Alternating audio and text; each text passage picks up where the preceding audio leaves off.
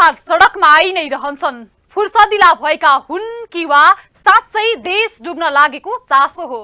अहिले पनि सडकमा पानीको फोहरा अनि ढुङ्गा प्रहार भएकै छ। बहाना छ एमसीसी को। एमसीसी बारे के कतिले बुझेका छन्, बुझेकाले पनि कसरी बुझेका छन्, सबै अन्योल नै छन्। तर अधिकांश जनताले यति बुझेको देखिन्छ, एमसीसी चाहिँदैन, यो राष्ट्रको हितमा छैन। बुझाउनेले कसरी बुझाए, किन बुझाए थाहा छैन, तर माहौल छ नो एमसीसी। नमस्कार, यो न्युज एट टुडे, म तुलसी अरियाल। बुधबार त भएन, अब शुक्रबारको कुरा छ एमसीसी संसदमा टेबल गर्न। आफ्नै सत्तामा भएको दल पनि एमसीसी को विरोधमा सडकमा छ। एकातिर के कुरा, अर्कोतिर के कुरा गर्ने हाम्रा नेताको बोली देखेर अमेरिका नै चकित छ। यसरी एमसीसी पास गराउनु भन्दा त नगराकै बेस भन्ने पनि लाग्न थालिसक्यो रे अमेरिकीहरूलाई। नेपालको राजनीति पुरै तताएको एमसीसीले के गर्ने हो, कसैले भ्यौ पाउन सकेका छैनन्। पछिल्लो समय एमसीसी विवादले उग्र रूप लिन थालेको छ। सत्तारूढ दलकै असहमति बीच पनि सरकार एमसीसी पारित गराउने अडानमा छ। शुक्रबार बस्ने संसदको बैठकमा एमसीसी टेबल गर्ने तयारी सरकारको रहेको छ। एमसीसीलाई छिटो टुङ्गोमा पुर्याउन जरुरी रहेको बताउँदै सरकारका प्रवक्ता तथा सूचना तथा सञ्चार प्रविधि मन्त्री ज्ञानेन्द्र बहादुर कार्कीले यसका सम्बन्धमा रहेका भ्रमबारे स्पष्टीकरण दिने प्रयास गरेका छन्। कार्कीका अनुसार हाल निर्माणाधीन विद्युत आयोजनाहरूको प्रगति हेर्दा आगामी 2 वर्षपछि सुक्खा याममा समेत विद्युत बचत हुने देखिएकाले आन्तरिक माग पूरा गर्न, खपत वृद्धि गर्न र अझ बचत भएमा निर्यातसम्म गर्न पनि एमसीसी तत्काल सुरु गर्नुपर्ने आवश्यकता छ। यस्तै एमसीसी विशिष्ट प्रकारको अनुदान सहयोग भएकाले संसदीय अनुमोदन खोजिएको सरकारको भनाइ छ। कम्प्याक्ट सम्झौतामा संसदीय अनुमोदनको व्यवस्था नभए तापनि कानून, न्याय तथा संसदीय मन्त्रालयले अर्थ मन्त्रालयलाई 2075 पुस 26 मा दिएको राय अनुसार यस सम्झौतालाई प्रतिनिधि सभाको सामान्य बहुमतले पारित गर्नुपर्ने सरकारको भनाइ छ। अमेरिकी सरकारले एमसीसी मार्फत सहयोग गरेका सबैजसो मुलुकमा संसदीय अनुमोदन भएकाले पनि नेपालको संसदबाट पनि अनुमोदन माग भएको सरकारको भनाइ छ। सम्झौतामा पनि सरकार आफैले संसदीय अनुमोदनका लागि प्रतिनिधि सभामा पेश गरेको र संसदमा प्रतिनिधित्व गर्ने सबै राजनैतिक दलहरूको अपनत्व रहने भएकाले सबै राजनैतिक दलहरूले कार्यान्वयनमा सहयोग गर्नुपर्ने सरकारको भनाइ छ। संसदीय अनुमोदनपछि कानूनको एकरूप हुने भएकाले सम्झौतामा लेखिए बमोजिम सुरु भएको 5 वर्षभित्रै आयोजना सम्पन्न हुने सुनिश्चित हुने स्पष्टीकरणमा उल्लेख छ। त्यस्तै यो सम्झौताले नेपालको सार्वभौमिकतामा कुनै असर नगर्ने सरकारले प्रश्न पारेको छ। सम्झौताका केही बुदाहरूलाई लिएर आम जनतामा अनावश्यक भ्रम सिर्जना गर्न खोजिएको पनि सरकारले जनाएको छ। सरकारको 11 बुँदे स्पष्टीकरणमा सम्झौता नेपालको कानून भन्दा माथि रहने भनिएको बारे पनि जवाफ दिएको छ। सम्झौताको कुनै पनि प्रावधानले नेपालको सार्वभौमिकतालाई असर गर्ने नदेखिएको स्पष्टीकरणमा भनिएको छ। यस्तै बौद्धिक सम्पत्तिमाथिको अधिकार नेपालकै हुने, लेखा परीक्षण नेपालले नै गर्ने सरकारले स्पष्टीकरण दिएको छ। यस्तै बुटोलदेखि भारतको गोरखपुरसम्म निर्माण हुने प्रसारण लाइनको निर्माण विधि र लगानीका बारेमा मात्र भारतको सहमति हुनुपर्ने सरकारले जनाएको छ। बाँकी आयोजना कार्यान्वयनका लागि भारतको सहमति नचाहिने सरकारको स्पष्टोक्ति छ। आयोजनाको सम्पत्ति नेपालकै हुने, सम्झौता 5 वर्षभन्दा बढी नहुने, एमसीसी इन्डो पेसिफिक रणनीतिको अङ्ग नभएको समेत सरकारले स्पष्ट पारेको छ। फेरि एक पटक धर्मराएको छ सरकार। प्रधानमन्त्री देउवालाई सरकार निल्नु न ओकल्नु भएको जस्तो देखिन्छ। तर सरकारमा जसरी पनि टिकिरहने उनको चाहना त जग जाहेर नै छ। एमसीसी को सकसले सरकार सहज टिकिरहने अवस्था पनि देखिएको छैन। एमसीसी पारित गरेर अमेरिका रिझाउनु कि बल्ल बल्ल बनिएको प्रधानमन्त्री पद जोगाउनु। एमसीसी का कारण गठबन्धन टुटे, एमाले साथ दिन्छु भनेर दिएको आश्वासन पनि कसरी विश्वास गर्नु। एमाले फेरि आफै सरकारमा जाने दाउमा नहोला भनेर कसरी भन्नु। दल दलमा फसेको महसुस गरिरहेका होलान् देउवा। प्रधानमन्त्री शेरबहादुर देउवा संविधानको धारा 76 को उपधारा 5 अनुसारको प्रधानमन्त्री भए पनि सत्ता सहयात्री दलले समर्थन फिर्ता लिएमा धारा 100 को उपधारा 2 अनुसार विश्वासको मत लिनुपर्ने हुन्छ। धारा 100 को 2 मा प्रधानमन्त्रीले प्रतिनिधित्व गर्ने दल विभाजित भएमा वा सरकारमा सहभागी दलले समर्थन फिर्ता लिएमा 30 दिनभित्र प्रधानमन्त्रीले विश्वासको मतका लागि प्रतिनिधि सभा समक्ष प्रस्ताव गर्नुपर्ने हुन्छ।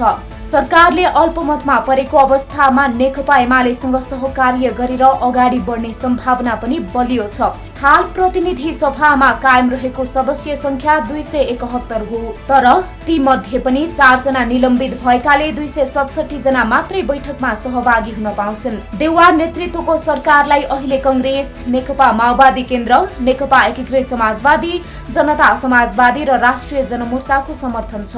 देउवाले विश्वासको मत लिँदा लोसपा, जसपाको तत्कालीन महन्त ठाकुर राजेन्द्र महतो पक्षले पनि पक्षमा मत दिएका थिए। माओवादी केन्द्र र एकीकृत समाजवादीले समर्थन फिर्ता लिए देउवाले सदनबाट पुनः विश्वासको मत लिनुपर्ने अवस्था आउनेछ। प्रतिनिधि सभामा कुनै पनि दलको स्पष्ट बहुमत नरहेकाले धारा 76 को एक प्रक्रिया हुन नसक्ने भएकाले सिधै उपधारा 2 को प्रक्रियामा जानुपर्नेछ। उपधारा 2 अनुसार 2 वा 2 भन्दा बढी दलको समर्थनमा सरकार गठनका लागि राष्ट्रपतिबाट प्रस्ताव आह्वान हुनेछ। उपधारा अनुसार बहुमत सदस्य सहितको दाबी नपुगेमा फेरि उपधारा 3 अनुसारको प्रक्रिया सुरु हुनेछ।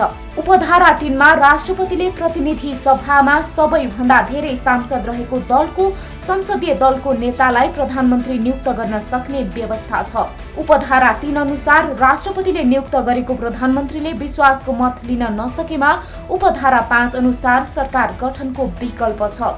उपधारा 5 मा नियुक्त हुने प्रधानमन्त्रीले पनि विश्वासको मत लिन नसके उपधारा 7 अनुसार संसद विघटनमा जान सक्नेछ। प्रधानमन्त्रीले विश्वासको मत प्राप्त गर्न नसकेमा वा प्रधानमन्त्री नियुक्त हुन नसकेमा प्रधानमन्त्रीको सिफारिसमा राष्ट्रपतिले प्रतिनिधि सभा विघटन गरी 6 महिनाभित्र निर्वाचनको मिति तोकिने व्यवस्था उपधारा 7 मा छ।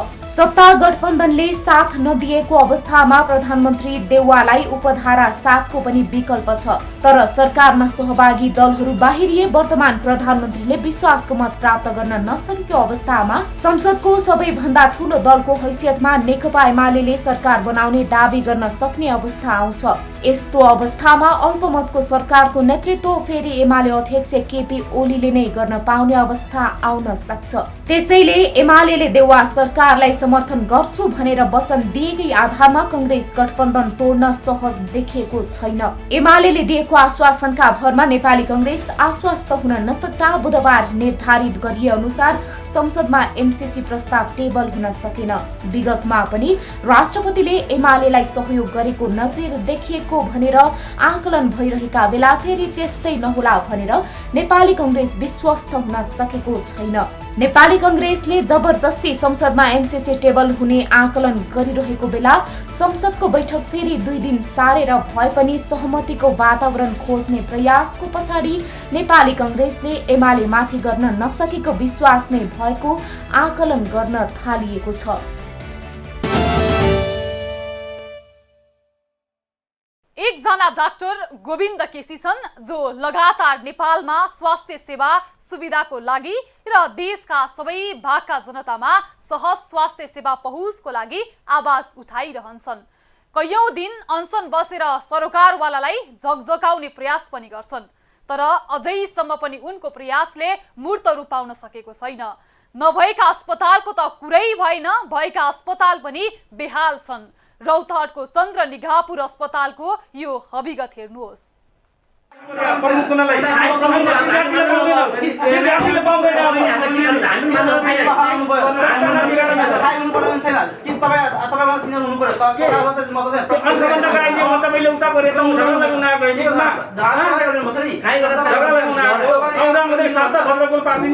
यो बाजाबाज केका लागि होला? अनुमान लगाउनुहोस् त। कुनै लेनदेनमा कुरा नमिलेर अथवा भागबण्डमा चित्त नबुझेर। आश्चर्य नमान्नुहोस्, यो विवाद कुनै व्यापारी बीचको होइन, यो त एक अस्पताल परिसरमा देखिएको विवाद हो। अस्पताल परिसरमा विवाद भएको भन्दा तपाईलाई फेरि लाग्न सक्छ चिकित्सकको लापरवाहीमा बिरामीको कतै मृत्यु पो भयो कि? अनि अस्पताल प्रशासन र बिरामीका आफन्तबीच यस्तो भनाभन भएको होला लाग्न सक्छ। अस्पतालमा लफडा भयो भन्दा यस्तो लाग्नु स्वाभाविक नै हो, तर यो विवादको सुरु अर्कै छ। न त यो विवाद बिरामीका आफन्त र अस्पताल प्रशासन बीचको नै हो, यो त अस्पताल भित्रै चिकित्सक र प्रशासन बीच कुरा नमिल्दा यो भनाभनको स्थिति सृजना भएको हो। रौतहटको उत्तरी भेगमा रहेको सरकारी अस्पताल चन्द्रनिगाहपुर अस्पताल हिजो आज तनावग्रस्त देखिन्छ। अस्पतालका प्रमुख डाक्टर सन्दीप शाहले आफूखुसी एकलौटी ढंगले अस्पतालका विभिन्न फाँटका प्रमुखहरू नियुक्त गरेसँगै अस्पताल प्रमुख र कर्मचारी बीच यसरी दिनहुँ विवाद हुने गरेको छ। तपाई अस्पताल पुग्दा कतिको ख्याल गर्नुहुन्छ? अस्पतालहरूमा लेखिने गरेको हुन्छ, कृपया शान्तसँग बस्नुहोला। सरको आवाजले बिरामी तथा सेवाग्राहीहरूलाई कुनै असर नपरोस् भनेर यस्ता विभिन्न हरफहरू ठूलो अक्षरले लेख्ने गरेको। तर यहाँ त उल्टै अस्पतालको हो हल्लाले अस्पतालको वातावरण नै बिथोलिएको छ। सेवा लिन आएका सेवाग्राही यो चर्का चर्की सुनेर सेवा नलिई फर्किन बाध्य छन्। अरूलाई शान्त भएर बस्न अनुरोध गर्ने अस्पतालका प्रमुख डाक्टर सन्दीप शाह तथा अस्पतालका विभिन्न फाँटमा कार्यरत स्वास्थ्य कर्मीहरू आपसमै चर्को स्वरमा भनाभन गर्दै गरेको अवस्थामा भेटिन्छन्। अस्पतालका प्रमुख डाक्टर सन्दीप शाहले आफूखुसी एकलौटी ढंगले अस्पतालका विभिन्न फाँटका प्रमुखहरू नियुक्त गरेको स्वास्थ्य कर्मीको आरोप छ। आफ्नो एकलौटी मोनोपोली ढंगले एकजना व्यक्तिलाई कुनै स्टाफ मिटिङ बेगरै उहाँले निर्णय गराएर तैँले फाँट चला, तैँले यो फाँट चला, होइन यो संस्था यो एउटा सिस्टम नै एकदमै भत्ताभङ्ग पारेर यो स्थिति आएर एकदमै यो अस्पतालको सबै फाँट नै डामाडोल भएको अवस्था अहिले छ। हामीसँग जति हामीसँग मेन पावर छ त्यो अनुसारको हामीले युटिलाइज भएको छैन, त्यति अनुसारले जनताले सेवा पाइरहेको छैनन्। हामी त्यही सेवालाई नै एउटा कन्टिन्युटी दिनलाई, सेवा राम्रो होस् भन्नको लागि त्यो व्यतिथि नहोस् भन्नको लागि हामी उ गरिरहेको छौँ। त्यसमा पनि कार्य प्रमुखले के गरिदिनु भयो भने हामीलाई बाइस गरेर कि हामीलाई बाइस गरेर एकातिर मात्रै हो, यता कोही पनि होइन भने जस्तो बिहेभ गराएर। तर अस्पतालका प्रमुख डाक्टर शाह भने अस्पताल व्यवस्थापन समितिले वरिष्ठताको आधारमा फाँटका प्रमुख नियुक्त गर्नुपर्छ भन्ने निर्णय गरेकाले आफूले सोही बमोजिम गरेको दाबी गर्छन्। अनि सोना कुमार शाहले भनेको के दुकान भन्ने कुरा छ नि, वा छैटो हुन्छ, सबैजना सिनियर हुन्छ, झा उहाँसँग सिनियर हुन्छ, उहाँमा सिनियर यहाँ भन्नु पर्यो म सिनियर छु भनेर मिटिङ छैन, केही छैन, एकलौटी निर्णय हो त्यो। एकदम व्यवस्थापन समितिको मिटिङ छ, सिनियर राइटिङ भन्ने कुरा छ। व्यवस्थापन समितिको स्टाफ छ, व्यवस्थापन समितिको नागरिकलाई सस्तोमा सर्वसुलभ उपचार प्रदान गर्नुपर्ने चन्द्रनिगाहपुर अस्पताल हिजो आज आफै बिरामी अवस्थामा छ। सो अस्पतालमा रहेको एक्सरे मेसिन बिग्रिएको 2 वर्ष बढी भइसक्दा पनि अझैसम्म बन्न सकेको छैन। लाखौं मूल्य पर्ने एक्सरे मेसिन थन्किएर कबाड बन्दै गइरहेको छ। न त बिग्रिएको प्रिन्टर नै मर्मत हुन सकेको छ, न त खरिद हुन नै। अस्पतालको फार्मेसीमा निशुल्क उपलब्ध गराउनु पर्ने औषधिहरू पनि पाइँदैन। बिरामीलाई निशुल्क रूपमा उपलब्ध हुनुपर्ने औषधि अस्पतालको फार्मेसीले छैन भन्दै बिरामी फिर्ता पठाउने गरेको छ। अनि बिरामी चर्को मूल्यमा त्यही औषधि नजिकैको फार्मेसीमा किन्न बाध्य भइरहेका छन्। अस्पतालको ल्याबको अवस्था पनि उस्तै बेहाल छ। तर हस्पिटलमा चाहिँ एक्सरे सुविधा, इसिजी सुविधा, ल्याबमा चाहिँ बेसिक ल्याब छ, तर पनि जति हुनुपर्ने त्यति ल्याबको सुविधा गर्न सकिएको छैन। औषधि आपूर्तिमा चाहिँ केही कमी कमजोरी हुने, बिमाको औषधि आपूर्तिमा चाहिँ केही कमी कमजोरी कारणले चाहिँ दैनिक बिरामीले चाहिँ दुःख पाइरहेको अवस्था। अब जुन चाहिन्छ नि, हामीले अल्ट्रासाउन्ड पनि चाहिन्छ, मतलब जुन अब रगतको पनि चेकहरू त कुनै हामीले चाहिन्छ नै। अब उहाँहरूले यस्तो कुराहरू नपाएर उहाँहरूलाई दुःख लागेको छ। अब उहाँहरूलाई म बाहिर पठायो भने पनि राम्रो कुरा होइन, उहाँले पैसा खर्च गर्नुपर्छ। त्यसको लागि अब त्यो कुराहरू हाम्रो अस्पतालमा चाहिँ समाधान भएको भए राम्रो हुन्थ्यो, जनताहरूलाई पनि राम्रो हुन्थ्यो होइन। यहाँ धेरै जस्तो अब पैसै हुँदैन, कसैलाई भने डाक्टर साहब भन्छ यतिकै औषधि लेखिदिनु। मलाई अहिलेसम्म सबै पेसेन्टले सोध्छन् कि डाक्टर साहब यो औषधि कहाँ पाउँछ। अब म भनौँ के, अब म भन्छु त्यहाँ गएर सोध्नुहोस्, जुन औषधि पायो भने ठिक छ, पाएन भने बाहिरबाट लिइहाल्नुहोस् है। अब यहाँ त्यो कुराहरू समाधान भयो भने, सबै थरीको औषधिहरू पायो भने, अल्ट्रासाउन्डहरू भयो भने, एक्सरेहरू भयो भने उहाँहरूलाई पनि सहयोग हुन्छ र हामीलाई पनि राम्रो लाग्छ। अस्पतालमा 3500 तिरेर स्वास्थ्य बिमा गरेकाहरूले त निशुल्क पाउने सो सुविधाबाट पनि नागरिक वञ्चित भइरहेका छन्। अस्पतालमा राम्रो व्यवस्थापन नहुँदा अस्पताल आफै बिरामी जस्तै भएको छ। अस्पतालमा खानेपानी तथा शौचालयको प्रबन्ध नहुँदा सेवाग्राहीले मात्र होइन, स्वास्थ्य कर्मीले पनि समस्या भोगिरहेका छन्। समस्या छ पेसेन्टको लागि पनि नाइटमा हैन डेलिभरी आउँछ उहाँलाई टोयलेट जाम हामी होइन पिसाब फेरेर आऊ भन्छौँ।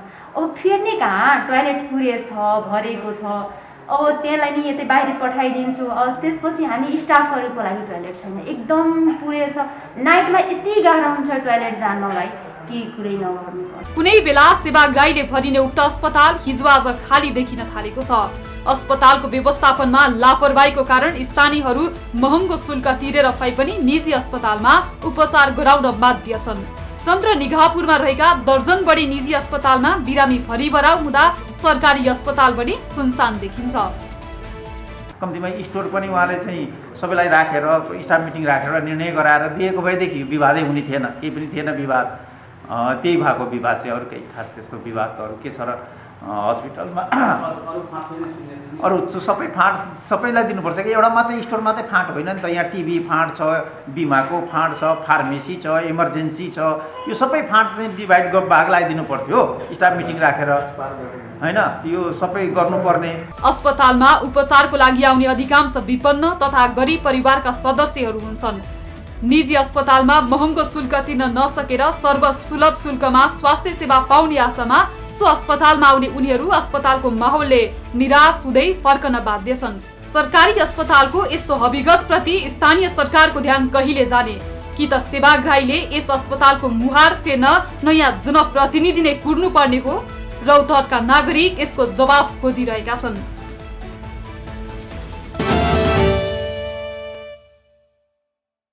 सरकार चलाउनेहरूसँग कुनै योजना नभएपछि, जनतालाई सहुलियत दिने कुनै मनसाय नभएपछि, जनताको जीवन निर्वाह सहज बनाउने कुनै चासो नभएपछि मार खेप्नु पर्ने त आम जनताले नै हो। यस्तै भइरहेको छ पेट्रोलियम पदार्थको मूल्य पनि। अन्तर्राष्ट्रिय बजारमा मूल्य बढेको भन्दै लगातार मूल्य बढिरहेको छ। आइएल निगमले अन्तर्राष्ट्रिय बजारमा मूल्य घटबढ भएसँगै स्वचालित रूपमा नेपाली बजार मूल्य निर्धारण हुने भने पनि त्यस्तो नभएको उपभोक्ताको अनुभव छ। विश्व बजारमा मूल्य घट्दा घटेको अनुपातमा नेपालमा मूल्य निर्धारण नहुने तर बढ्दा पनि अस्वाभाविक बढ्ने गुनासो छ उपभोक्ताको। पेट्रोलियम पदार्थको अन्तर्राष्ट्रिय मूल्य बढ्छ, पेट्रोलियम आयातको बिल बढ्छ, तेल कोष दबावमा हुन्छ र सरकार केही समय ढिला सुस्ती गर्छ, त्यसपछि अपरिहार्य हुन्छ। पेट्रोल, डिजेल, मट्टीतेल र खाना पकाउने ग्यास र हवाई इन्धनको प्रशासित मूल्य वृद्धि गर्न बाध्य हुन्छ। नेपाल आयल निगम पेट्रोलियम पदार्थको मूल्य फेरि बढाउने तर्खरमा छ। बुधबार राति निगमले पेट्रोलियम पदार्थमा आफूले बेहोरेको नाफा घाटाको विवरण सार्वजनिक गर्दै मूल्य वृद्धिको पुनः संकेत देखाएको छ। निगमद्वारा सार्वजनिक विज्ञप्तिमा पेट्रोल, डिजेल र खाना पकाउने ग्यासको लागत बढेको देखिएको छ र निगमले अहिलेसम्म घाटा पनि उत्तिकै बेहोरेको छ। आईओसीले अन्तर्राष्ट्रिय मूल्य घटबढका आधारमा निगमलाई महिनाको 1 तारिक र 16 तारिकमा नयाँ मूल्य सूची पठाउने गर्छ। त्यही मूल्यका आधारमा निगमले नयाँ मूल्य निर्धारण गरी उपभोक्ताको हकमा खुद्रा मूल्य तोक्ने गर्छ। यसमा स्वचालित मूल्य तोक्ने तौर तरिका वा भनौं मोडालिटी अपनाएको छ ताकि अन्तर्राष्ट्रिय बजार मूल्यसँग समायोजन गर्न सकियोस्। आईओसीबाट निगमको खरिद मूल्य प्रति लिटर पेट्रोलमा 161 रुपैयाँ 05 पैसा, डिजेलमा 140 रुपैयाँ 48 पैसा र खाना पकाउने ग्यास 1 सिलिन्डरमा 2135.74 पैसा पुगेको निगमले जनाएको छ। जसमा माघ 18 गतेको मूल्य समायोजन पछि उपभोक्ता मूल्य भन्दा पेट्रोल लिटरमा 19 रुपैयाँ 05 पैसा, डिजेलमा 15 रुपैयाँ 48 पैसा र खाना पकाउने ग्यास 1 सिलिन्डरमा 560 रुपैयाँ 75 पैसा नोक्सानी रहेको निगमको दाबी छ।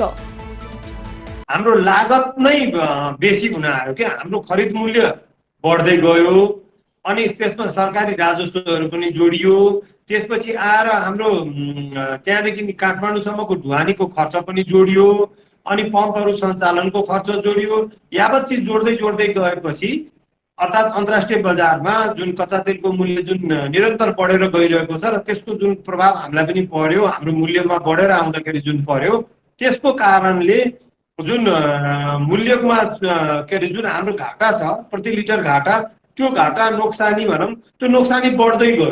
त्यो घटेन, त्यो बढ्दै गएपछि हाम्रो घाटा पनि बढ्दै गयो। पटक पटक पेट्रोल डिजेल लगायत पेट्रोलियम पदार्थको मूल्य बढाएर आम सर्वसाधारणको ढाड सेक्दै आएको छ। यता निगमले अन्तर्राष्ट्रिय बजारमा नै पेट्रोलियम पदार्थको मूल्य उच्चतम बिन्दुमा पुगेको र निगमले घाटा बेहोर्नु परेको बताउँदै आएको छ। मूल्य समायोजन पछि पनि निगमले 15 दिनको अवधिमा 2 अर्ब 40 करोड 87 लाख घाटा हुने दावी गरेको छ। निगमसँग भण्डारमा क्षमता नभएकाले भारतले मूल्य बढाउने बित्तिकै नेपालमा पनि मूल्य बढाउनु पर्ने बाध्यता रहेको जवाब दिएको छ।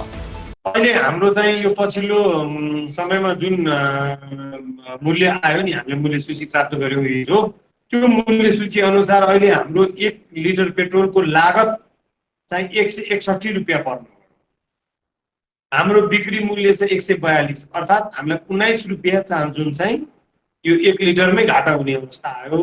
त्यसै गरी डिजलको लागत हाम्रो 140 रुपियाँ 48 पैसा छ, हाम्रो बिक्री मूल्य चाहिँ जम्मा 125 रुपियाँ, पछि 15 रुपियाँ 48 पैसा चाहिँ हामीलाई डिजलमा घाटा हुने अवस्था आयो।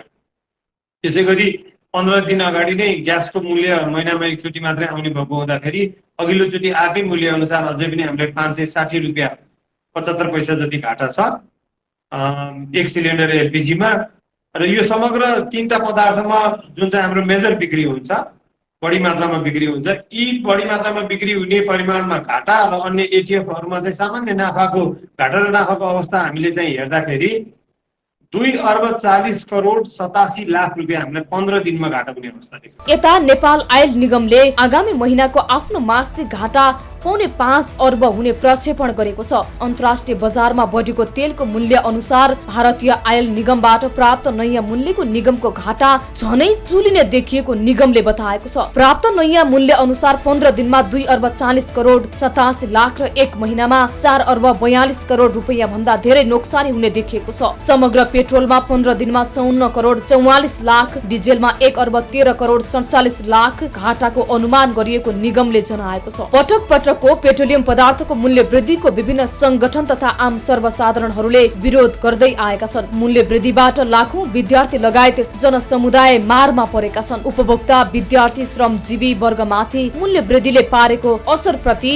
जिम्मेवार बन्न र मूल्य वृद्धि खारेज गर्न आवाज समेत पटक पटक उठ्दै आएको भए पनि सरकार भने सुने नसुने जै गरिरहन्छ। मूल्य वृद्धिको असर वस्तु तथा सेवा उत्पादन ढुवानी र उपभोक्ता मूल्यसम्म पर्ने हुँदा यसले मुद्रास्फीतिको दर बढ्ने सम्भावना पनि बलियो हुन्छ। हुन त सरकारको काम व्यापार गर्ने होइन र आफ्नो सम्पत्ति बेचेर भारतसँग महँगोमा तिरेर सस्तोमा बेच्ने दायित्व होइन भन्ने लागे तापनि सरकारले भन्सार बराबरको राजस्व मिना गरेर एटपारमा मूल्य स्तरलाई ल्याउन सक्थ्यो, तर त्यसो गरेको पाइएन। सरकारले जनता प्रतिको सामाजिक दायित्वको बोध गर्न सकेको अनुभूति भएको देखिँदैन। पेट्रोलियम पदार्थको मूल्य वृद्धि नहुने गरी वैकल्पिक उपाय अवलम्बन गर्न सकिन्थ्यो। जस्तै डिजेलको भाव बढेपछि समग्र ढुवानी भाडा बढ्छ अनि सबै क्षेत्रको लागत र मूल्य बढ्छ। पेट्रोलबाट चल्ने साधनका कुरा पनि दैनिक जीवनका अभिन्न विषय बनेका छन्। यसको पनि आर्थिक क्रियाकलापमा प्रभाव छ। ग्यास प्रत्येक घरको भान्सासँग जोडिएको छ, यसले गरिबको भान्सामा प्रभाव पार्छ। मूल्य वृद्धिका वैकल्पिक उपाय किन नखोजेको? खपत बढेपछि प्रति लिटर व्यवस्थापन खर्च घट्नु पर्ने हो। पटक पटक